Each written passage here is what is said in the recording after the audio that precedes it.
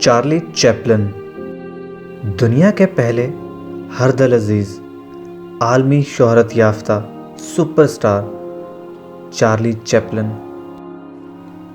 Chaplin کی آخری film accounts from Hong Kong کی مکمل ہونے کے بعد 1960 کی دہائی میں ان کی طبیعت خراب ہونے لگی۔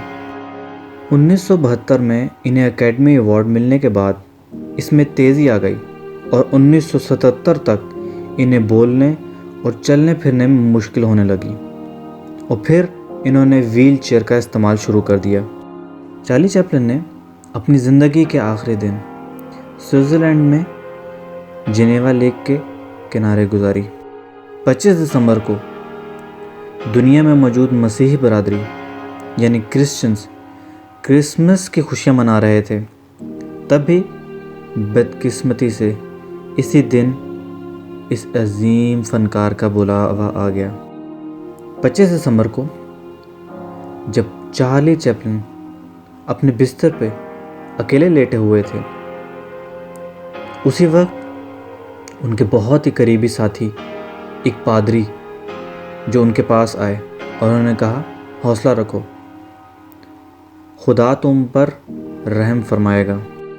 تو اس پر چارلی چیپلن نے کہا، جو کہ ان کے آخری الفاظ تھے، کیوں نہیں، یہ روح اسی کی تو ہے۔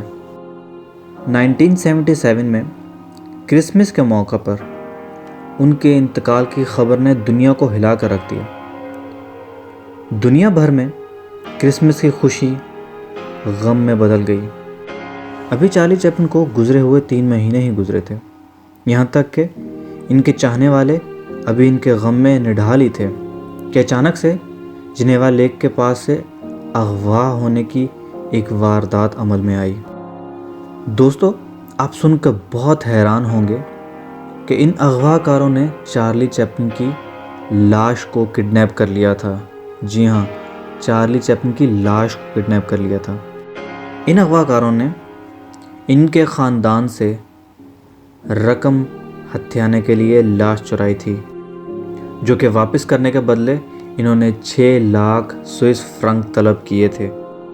یہ سب واقعہ اتنا دلچسپ ہے کہ کبھی کبھی تو یہ ایک فلم کا حصہ معلوم ہوتا ہے، لیکن پولیس کی مسلسل کوششوں سے یہ سازش ناکام ہوئی اور چارلی چیپلن کی لاش کو 11 ہفتوں کے بعد جھیل کے کنارے سے برآمد کر لیا گیا۔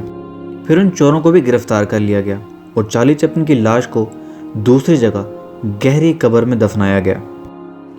قبر پر 6 فٹ موٹی کنکریٹ کی تہ ڈالی گئی تاکہ مستقبل میں کوئی دوبارہ ایسی کوشش نہ کر سکے۔